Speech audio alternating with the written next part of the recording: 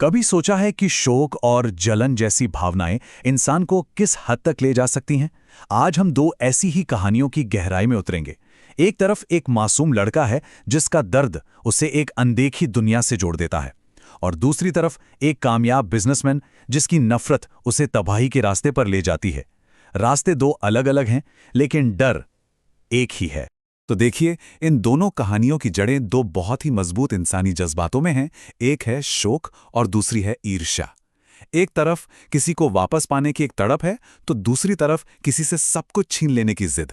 लेकिन क्या होता है जब ये भावनाएं हमें उन दरवाजों पर ले जाती हैं जिन्हें कभी खोलना ही नहीं चाहिए? तो चलिए मिलते हैं हमारे किरदारों से। 1949 के मैरीलैंड में रहने वाला एक 14 साल का लड़का रॉबी और आज के जमाने का एक बेहद कामयाब बिजनेसमैन अनिल मल्होत्रा। दोनों की दुनियाएं बिल्कुल अलग हैं, लेकिन दोनों ही एक ही तरह के अंधेरे से घिरने वाले हैं। रॉबी की दुनिया खामोशी और दुख से भरी हुई है। अपने माँ बाप के जाने के बाद उसकी जो इकलौती सहारा थी, उसकी आंट हैरियट, वो भी उसे छोड़कर चली जाती हैं। अब वो बिल्कुल अकेला है। और दूसरी तरफ है अनिल, जिसके पास कहने को तो सब कुछ है, दौलत, शोहरत, बस सुकून नहीं है। उसके दिल में सिर्फ एक ही आग जल रही है, अपने कॉम्पिटिटर नमन अग्रवाल को बर्बाद करने की। अब दोनों ही कहानियों में एक ऐसा पॉइंट आता है जहां एक फैसला लिया जाता है, अंधेरे को, बुराई को अपनी जिंदगी में बुलाने का। हालांकि दोनों के इरादे एक दूसरे से बिल्कुल जुदा थे। और यहीं पर दोनों के औजारों में फर्क साफ दिखता है। रॉबी का ऊर्जा बोर्ड एक तोहफा था जो प्यार से दिया गया था ताकि उसका दुख कम हो सके।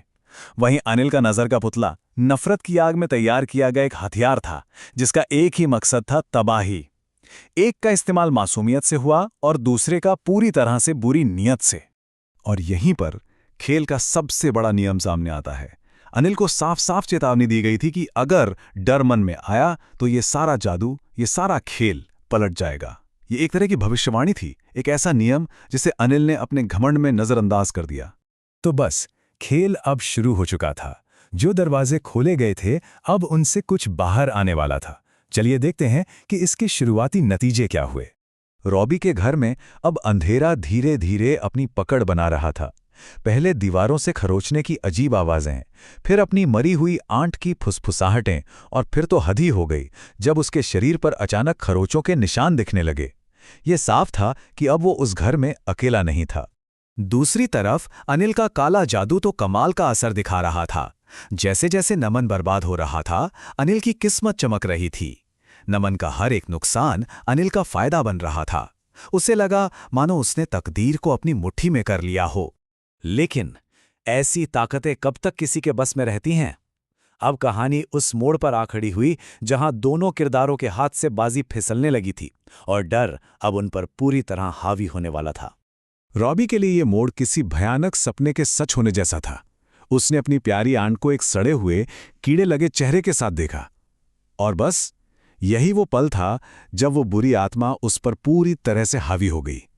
अब यह सिर्फ एक डरावना अनुभव नहीं था, ये एक भयानक कब्जा बन चुका था। और जब लगा कि इससे बुरा क्या होगा, तब पता चला कि हालत कितनी ज्यादा गंभीर है। झाड़ फूक के दौरान रॉबी की छाती पर एक एक्स का निशान उभर आया। पादरियों ने बताया कि ये कोई मामूली निशान नहीं है, ये लैटिन में 10 नंबर का प्रतीक है।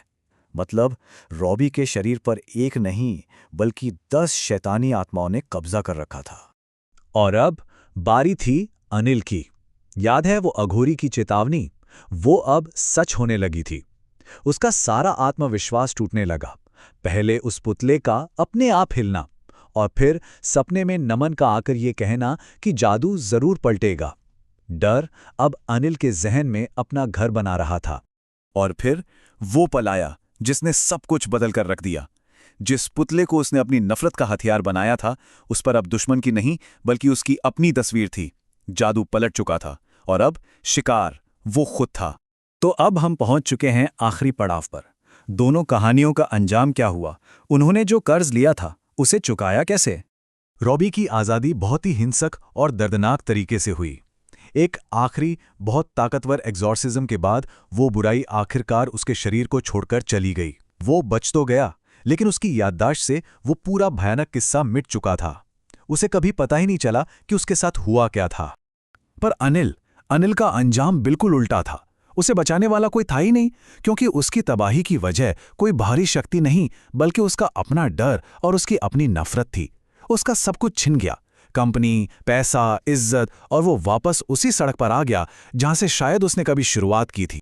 तो देखिए, यही है इन दोनों कहानियों का निचोड़। रॉबी, जो मासूम था, उसे बाहरी मदद से बचा लिया गया। वहीं अनिल, जिसकी शुरुआत ही बुरी नीयत से हुई थी, वो अपने ही बुने जाल में फंसकर बर्बाद हो गया। एक को बचा लिया गया और दूसरा अपनी ही लगाई आग में जलकर राख हो गया। और ये पूरी कहानी हमें एक बहुत गहरे सवाल पर लाकर छोड़ देती है कि इन कहानियों में असली शैतान कौन है?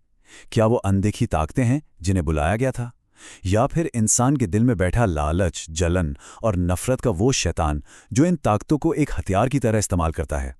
सोचने वाली बात है कि शायद असली डर बाहर नहीं बल्कि हमारे अंदर ही कहीं छुपा है।